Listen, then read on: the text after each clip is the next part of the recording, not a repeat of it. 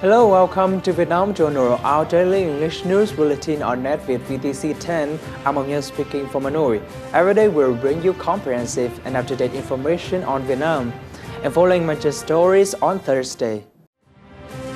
Allotted to distribute Vietnamese products abroad. Bridgestone set its 50th manufacturing base in Vietnam. A Vietnamese student crowd Miss San Diego 2012.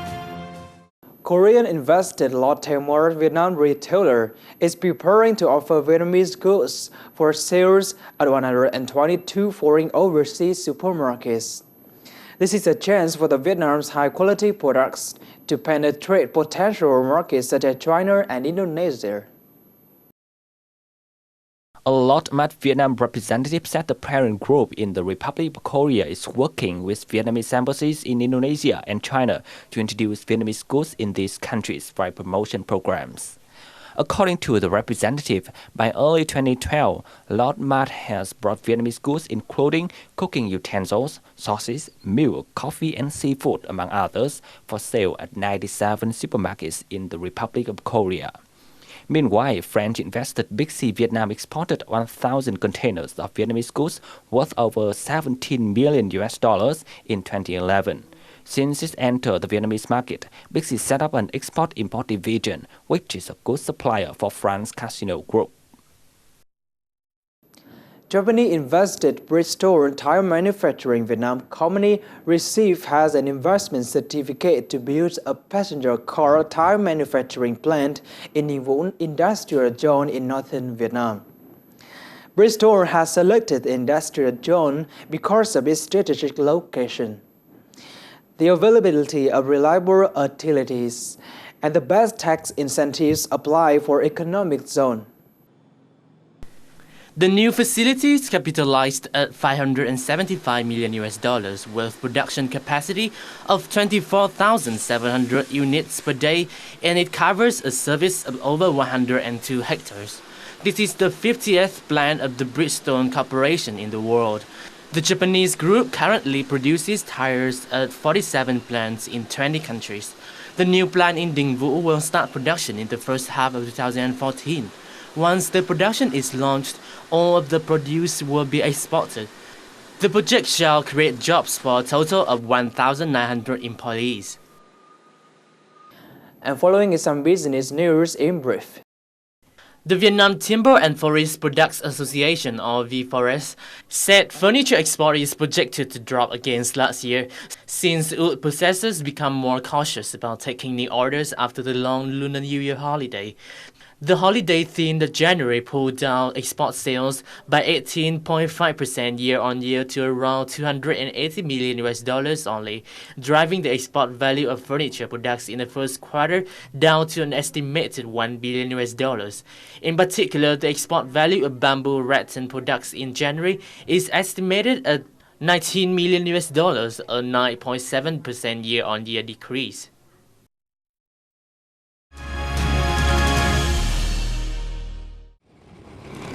Vietnam expected that the volume of exported rice in 2012 will reach around 6.8 to 7.3 million tons. Rice export volume is forecast to drop in the world's two largest rice markets of Vietnam and Thailand in 2012. Specifically, Vietnam will see a reduction of 300,000 tons in volume of rice for export, while Thailand's export volume will decrease by about 2.5 million tons.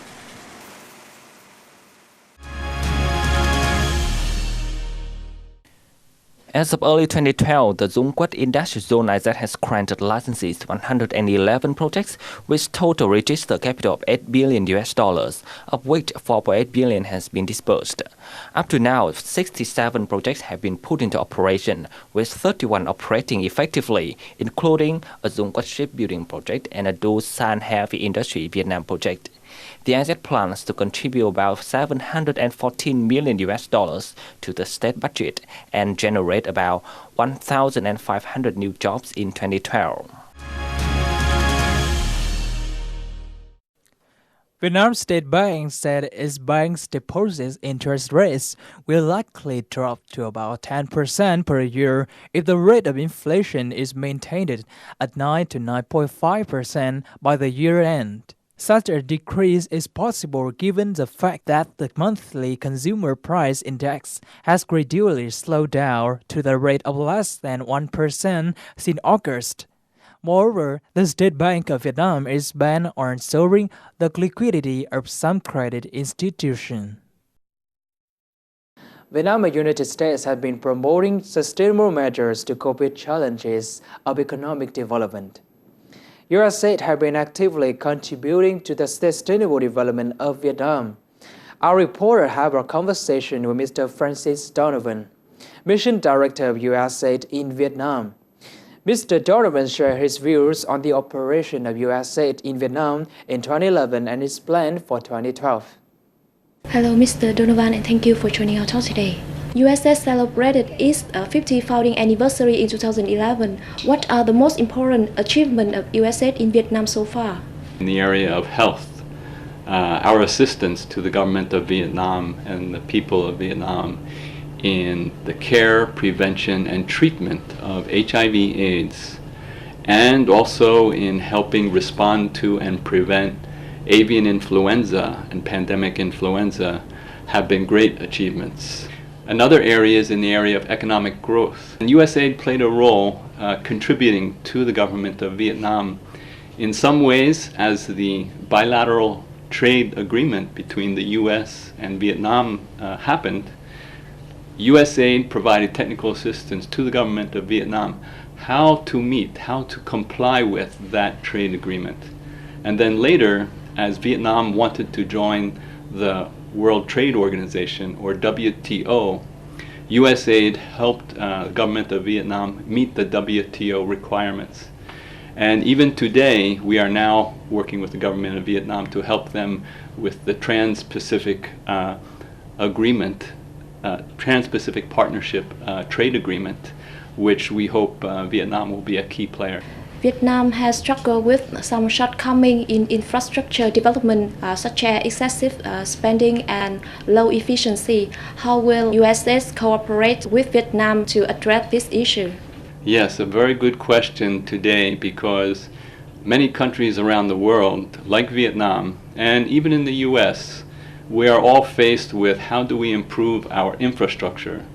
And in Vietnam, up till now, the main sources of funding for infrastructure has been either the government budget, the public sector budget, or official development assistance from donors. So we are working now with a number of donors to help the government of Vietnam put in place procedures for such public-private partnerships, how to attract private sector financing of infrastructure. Can you share some other economic cooperation with Vietnam in 2012?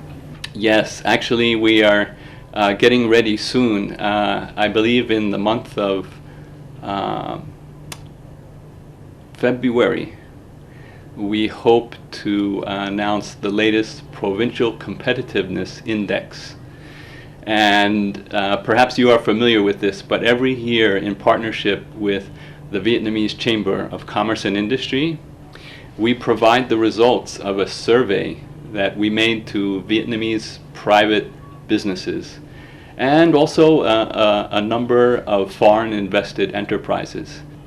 And this has been very successful in telling many provinces where they are doing well and where they need to do better to attract investment into their province.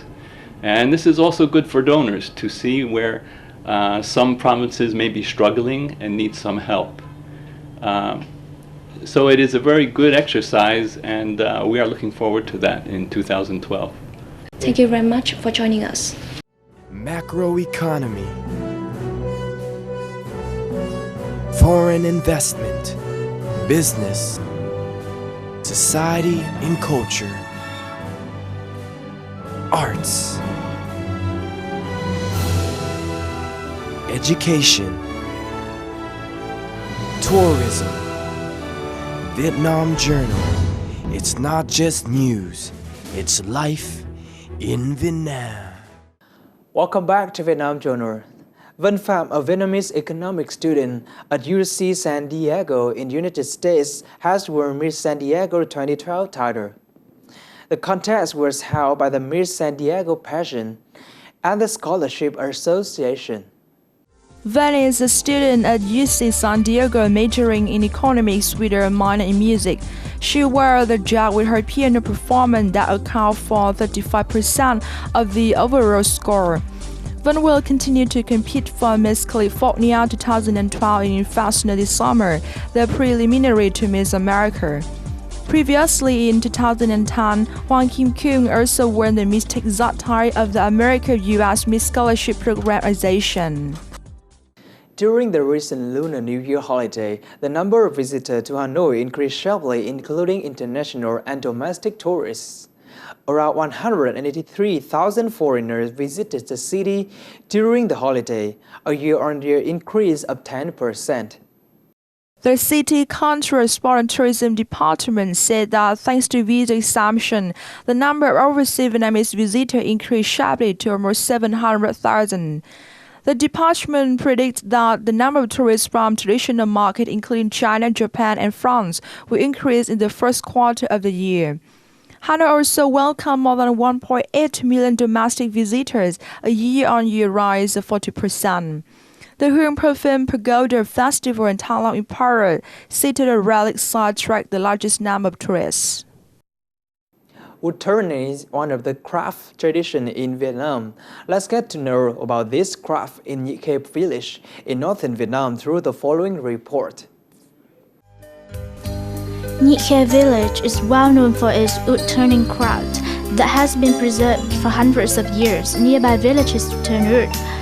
Then people in Nhị Khê village went there to learn the skill. Until now, these people still maintain the traditional craft.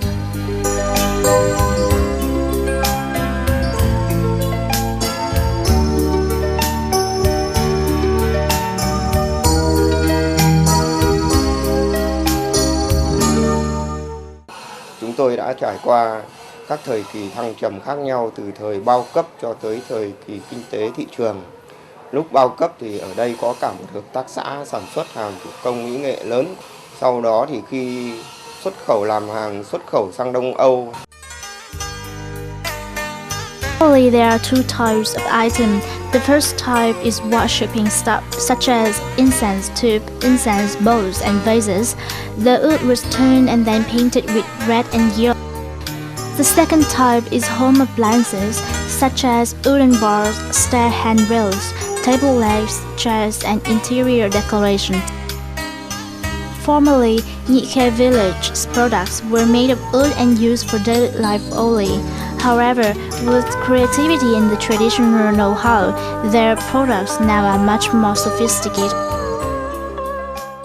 Người là nhà Nhị Khê cần cù, chịu khó và thông minh sản xuất ra những cái hàng mẫu mã mà do nước ngoài người ta đem về thì mình cũng cứ bắt kịp. Còn xưa thì các cụ sản xuất các mặt hàng truyền thống như đồ thờ, rồi các mâm ăn cơm, các bát đựng cơm. Nhưng tới đây thì chuyển sang hàng thủ công mỹ nghệ thì sản xuất cả các mặt hàng cờ vua, cờ tướng, cá ngựa.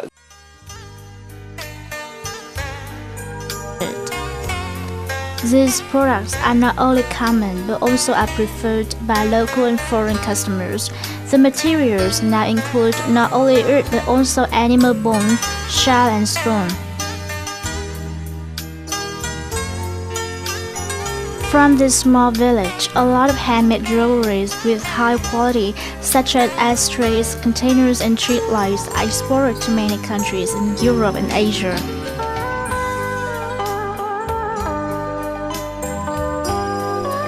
Currently, there are about 400 households in the village. Most of them follow the traditional craft. The income from this job accounts for about 80% of the total income of the village. There has been much development in the infrastructure in the village. The roads have been paved, many big buildings have been built. People here do business professionally. They know to use the internet and foreign languages. The story about the Nhị Khê Gulathing village has wrapped up our news bulletin for today. For comments and feedbacks, please send an email to netvietdaily@gmail.com. Thank you for watching and we'll see you tomorrow.